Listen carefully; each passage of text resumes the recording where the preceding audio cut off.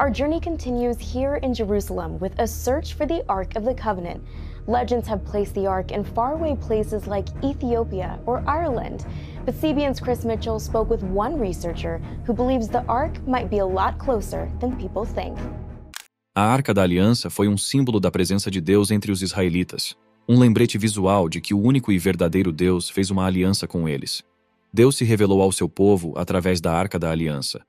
Quando a Babilônia saqueou Jerusalém no século VIII antes da Era Comum, a Arca desapareceu. Nos milhares de anos que se seguiram, seu destino tem paralisado os leitores de história. Crentes, cientistas, historiadores e arqueólogos procuraram por ela a todo custo. Mas por muito tempo não houve progresso. Entretanto, a mais nova descoberta científica pode te deixar impressionado, porque ela quase dá uma pista da localização da Arca da Aliança. De acordo com a Bíblia, nem todo mundo tem o direito de tocar na Arca da Aliança. Mas por que os cientistas podem? Há algum mistério nisso?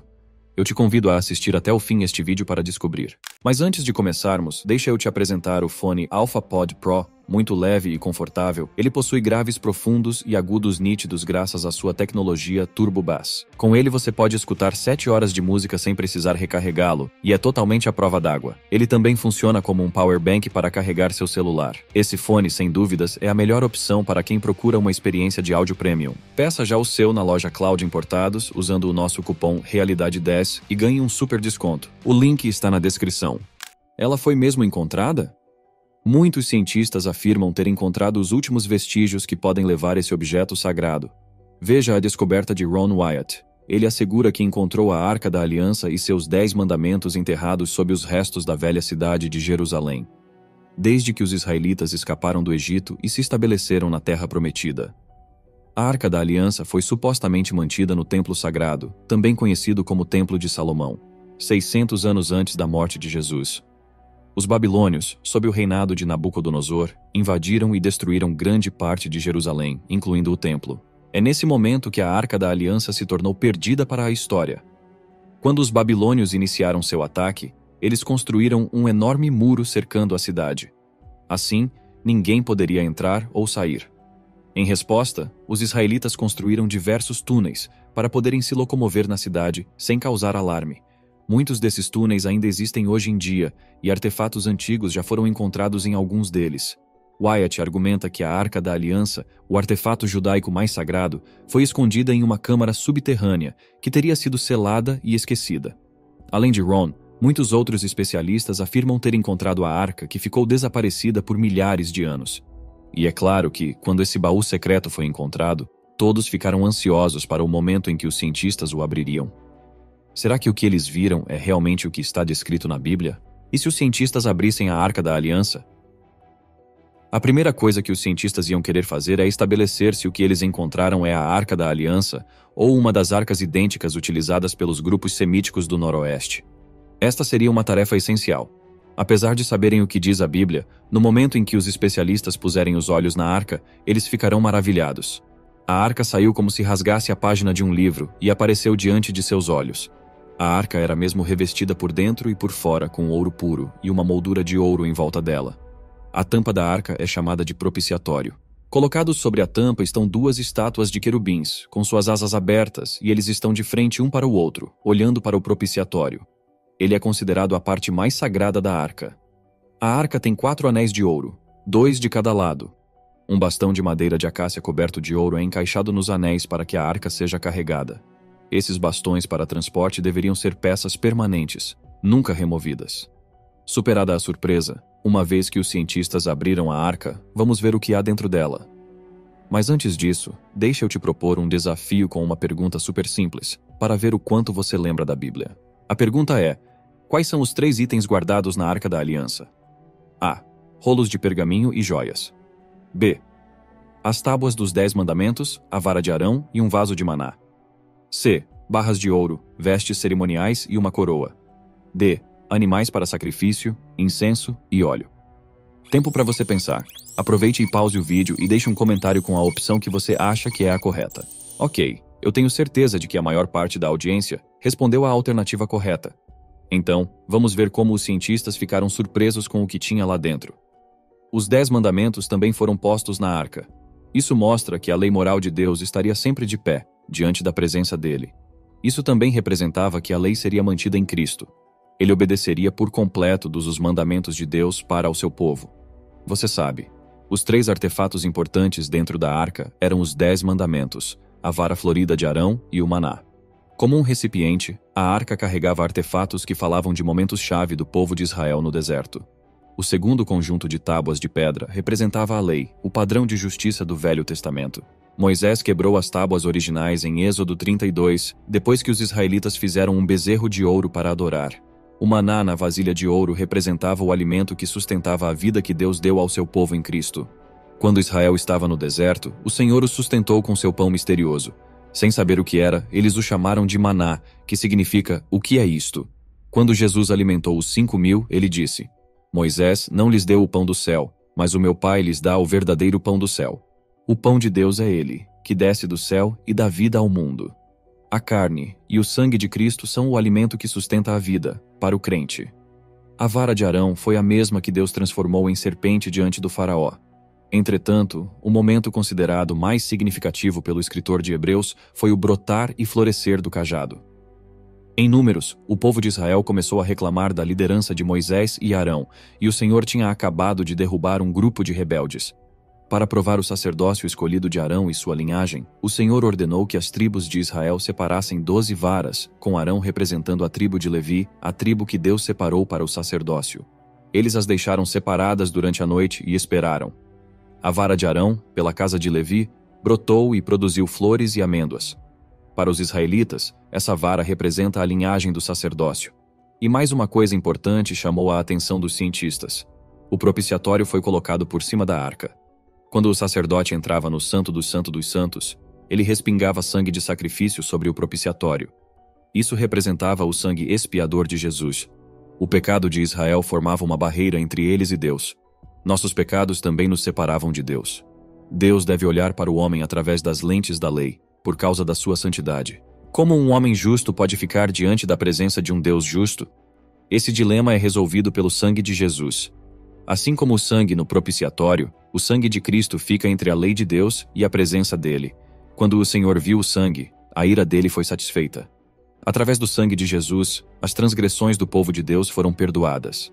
Agora, o Senhor vê os crentes não através das lentes da lei, mas através do Evangelho. A Arca da Aliança é mais do que história bíblica. Ela é mítica. Quem pode realmente tocar na Arca? A Arca da Aliança como manifestação física da presença de Deus. Israelitas da antiguidade carregaram a Arca em batalhas e puseram cidades inteiras de joelhos. Como a Arca da Aliança é muito sagrada, apenas algumas pessoas eram autorizadas a tocá-la ou chegar perto dela. A arca era tão sagrada que tocar nela significava morte instantânea. E uma vez que ela foi guardada na sala mais santa do Templo de Jerusalém, apenas o sumo sacerdote era autorizado a estar em sua presença, e só uma vez por ano. Para cobrir ou descobrir a arca, você tinha que ser um dos filhos de Arão. Para tirar a arca do lugar, você teria que ter nascido na tribo de Levi. Os levitas eram feitos os sacerdotes reais da aliança. Eles carregavam a responsabilidade de cuidar de todas as coisas sagradas. Para mexer em qualquer uma dessas coisas, você teria que ser da tribo de Levi, um dos descendentes de Coate. Apenas os descendentes de Coate poderiam carregar os objetos sagrados ou tirá-los do lugar, mas só depois de tudo estar coberto corretamente. Então, para mover a arca, deveria ser com cabos muito especiais, não em um carrinho qualquer. Se qualquer outra pessoa tocasse ou a carregasse da maneira errada, isso era considerado irreverência. A pena por irreverência era a morte. Você não sobreviveria se não pudesse provar que era um dos filhos de Arão ou descendente de Coate, se tocasse na arca. É verdade, eu não sou os filhos de Arão, nem descendente de Coate da tribo de Levi. Por isso, assim como Uzá, eu morreria. Não importa porque eu toquei a arca, eu não sobreviveria. E talvez você também não. É claro que se você for um descendente dos levitas, isso é completamente diferente. Ou você é uma pessoa especial, escolhida por Deus. Teoricamente, é impossível que uma pessoa normal toque na Arca da Aliança, mas se for a vontade de Deus, as coisas podem ser completamente diferentes. Nós podemos raciocinar da seguinte maneira: a conexão espiritual entre Deus e seu povo havia sido perdida há muito tempo. Claro que ele não queria que todo mundo pudesse vê-la e tocá-la, porque isso causaria um caos, e isso não é o que ele queria. É bem provável que Deus tenha escolhido pessoas especiais para representar o seu povo na presença da Arca da Aliança, e então contar o que eles viram para os filhos dele. Assim, os filhos deles poderiam se sentir seguros e confiantes da verdade. Ele vai voltar. Então, ele aparecerá com a Arca da Aliança. Até agora, segundo a Bíblia, a pessoa que Deus autorizou a tocar na Arca da Aliança poderia ser apenas um levita. Quando os israelitas receberam terras entre as 12 tribos, os levitas não receberam nenhuma. Em vez disso, eles viveram espalhados por Israel e foram considerados como exemplos de como viver em devoção. Como os levitas não possuíam terras, eles não podiam plantar, e eram sustentados pelos outros israelitas, que davam 10% de sua produção aos levitas, em um sistema de dízimo. Hoje em dia, cerca de 4% dos judeus são descendentes de levitas. Um dia por ano, no dia da expiação, o sumo sacerdote entrava no Santo dos Santos, no tabernáculo e depois, no templo, quando que ele já havia sido construído, e ele respingava sangue em cima da Arca da Aliança, no propiciatório. O propiciatório ficava por cima das tábuas dos 10 mandamentos que ficavam dentro da arca. Quando as pessoas pecavam, a lei era quebrada, o que requeria o julgamento de Deus. Mas quando o sangue pingava no propiciatório, esse ato demonstrava que o sangue ativava a misericórdia de Deus e que essa misericórdia triunfava sobre o julgamento, como mencionado em Tiago, capítulo 2, versículo 13. Sem o sangue, não haveria misericórdia. A arca era tão sagrada que ninguém podia tocar nela. Deus ordenou em Êxodo, capítulo 25, versículo 14, que ela deveria ser carregada em varas e só pelos levitas. Havia anéis nos lados da arca, e os sacerdotes encaixavam as varas nesses anéis para carregá-la. Se alguém tocasse nela, a pessoa morreria. Os levitas tinham que carregar a arca usando 2 bastões de madeira encaixados nos anéis dos lados, porque encostar na arca resultaria em morte pelas mãos de Deus. De acordo com o 2º livro de Samuel, o levita Uzá tocou na arca com sua mão para ela não cair, e Deus o matou na hora. Outra teoria sobre a localização da arca. Além da informação de que os cientistas teriam encontrado a Arca da Aliança, ainda há muitas teorias a respeito dela. Outra teoria persistente afirma que a Arca da Aliança foi guardada em segurança na igreja de Santa Maria de Sião, em Aksum, na Etiópia. De acordo com essa teoria, Menelik I levou a arca para a Etiópia durante sua visita a Salomão, em Jerusalém. A tradição afirma que a arca permanece escondida em uma capela dentro da igreja, protegida por uma linhagem de sacerdotes. O apoio a essa teoria é amplamente extraído da história da Etiópia, tradições e práticas religiosas. Cada igreja etíope contém uma réplica da arca, conhecida como Tabat, e a linhagem do imperador tem sido ligada ao rei Salomão e à rainha de Sabá. Porém, a falta de verificação externa dificulta que se confirme a autenticidade dessa afirmação. O manuscrito de cobre, um documento único entre os pergaminhos do Mar Morto, lista 64 locais onde itens de ouro e prata, provavelmente do Templo de Jerusalém, foram enterrados ou escondidos. Um aspecto intrigante do manuscrito de cobre é que ele sugere que a Arca da Aliança pode ter sido escondida perto do Mar Morto, possivelmente nas redondezas de Qumran, onde os pergaminhos do Mar Morto foram descobertos. O manuscrito implica a presença da arca, mas não dá coordenadas precisas. O que sabemos sobre o local de repouso da arca?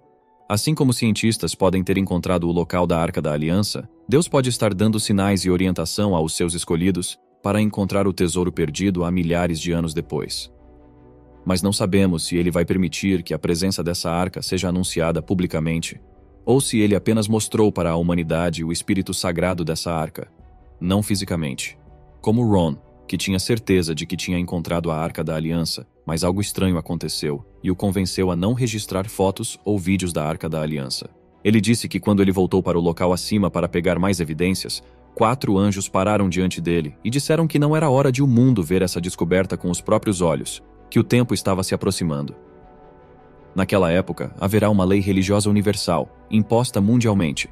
Portanto, para poder tocar essa arca e vê-la com seus próprios olhos, você precisa esperar a aprovação de Deus. Enquanto isso não acontece, vamos voltar no tempo um pouco para ver o que aconteceu no momento em que pode ter ocorrido a última aparição da Arca da Aliança. A última vez que a arca é mencionada é no Velho Testamento, no 2º livro das Crônicas, capítulo 35, versículo 3. E disse aos levitas que ensinavam a todo o Israel e estavam consagrados ao Senhor: Ponde a arca sagrada na casa que edificou Salomão, filho de Davi, rei de Israel. Não tereis mais esta carga aos ombros. Agora servi ao Senhor vosso Deus e ao seu povo Israel. Isso aconteceu durante o reinado do rei Josias, cerca de 630 anos antes de Cristo. Uma das teorias mais conhecidas sobre a Arca está ligada a uma narrativa épica da Etiópia do século XIV, o Quebra-Nagast. De acordo com esse relato, a rainha de Sabá visitou o rei Salomão em Jerusalém durante o século X antes da Era Comum e teve um filho dele na volta para casa. O filho deles, chamado Menelik, retornou a Jerusalém quando atingiu a maioridade. Embora Menelik tenha por fim decidido voltar para sua mãe, Salomão o enviou na companhia de filhos de nobres judeus. Mas, sem que Salomão e Menelik soubessem, esses companheiros, frustrados por deixarem Jerusalém, decidiram levar uma espécie de souvenir: a Arca da Aliança. Era tarde demais para Salomão recuperar o baú sagrado. Menelik levou a arca com ele para a cidade de Aksum, e com a arca ao seu lado, mais tarde ele conquistou vários territórios das redondezas, o que mais tarde se tornaria o Império Etíope. O Quebra-Nagast e seu relato da arca são partes grandiosas da história nacional da Etiópia. Embora muitos estudiosos hoje considerem o texto apócrifo, os reis medievais da Etiópia, da chamada dinastia salomônica, afirmavam serem descendentes de Menelik e Salomão. Essa dinastia reinou até 1974, e sua conexão com a Bíblia foi registrada em lei nas constituições de 1931 e 1955 do imperador Haile Selassie. Além do governo etíope, a maior denominação do país, a Igreja Ortodoxa Etíope, considera o Quebra-Nagast como história cristã legítima. De acordo com líderes da igreja, a Arca da Aliança foi bem guardada por séculos em Aksum, na igreja de Santa Maria de Sião. Nem o sumo sacerdote de Aksum pode entrar na câmara onde ela está guardada. Seu único guardião é um monge virgem que não pode sair do solo sagrado até sua morte. Apesar disso, a influência da arca é sentida em todo o mundo ortodoxo etíope. Cada uma das igrejas tem seu próprio tabat, uma réplica sagrada da arca. Os tabats são mantidos no Kedist Kedusan, ou Santo dos Santos, e são retirados apenas durante os festivais ou momentos de necessidade. De fato, cada tabat é venerado como se fosse a própria arca. Ainda que seja uma parte integrante da ortodoxia etíope, a natureza da suposta guarda da arca em Aksum tem tornado inverificável a reivindicação de propriedade da igreja. A maioria dos historiadores pensam que, se ela existiu, a relíquia de mais de 3.000 anos se desintegrou ou foi destruída. Mas isso também não passa de especulação. Para muitos, o destino final da arca permanece um mistério fascinante e talvez sem solução. O simbolismo da arca atingiu seu clímax no dia da expiação. Quando o sangue do sacrifício pingou sobre o propiciatório, a glória de Deus apareceu. Isso era a imagem da glória de Deus, onde anjos ficam diante do seu trono e o glorificam de dia e de noite. E também foi a imagem da presença restaurada de Deus através da ressurreição de Cristo. Quando Maria Madalena foi até o sepulcro para procurar o corpo de Jesus, ela encontrou 2 anjos, um na cabeceira e outro aos pés, onde o corpo de Jesus havia sido colocado. A presença de Deus foi devolvida ao crente na ressurreição de Cristo. Os elementos da redenção são as coisas que os anjos desejam examinar. Se você ficou até aqui, não se esqueça de curtir e se inscrever no canal. Comente também a sua opinião sobre o assunto, gostaríamos de saber. Obrigado por assistir e até o próximo vídeo.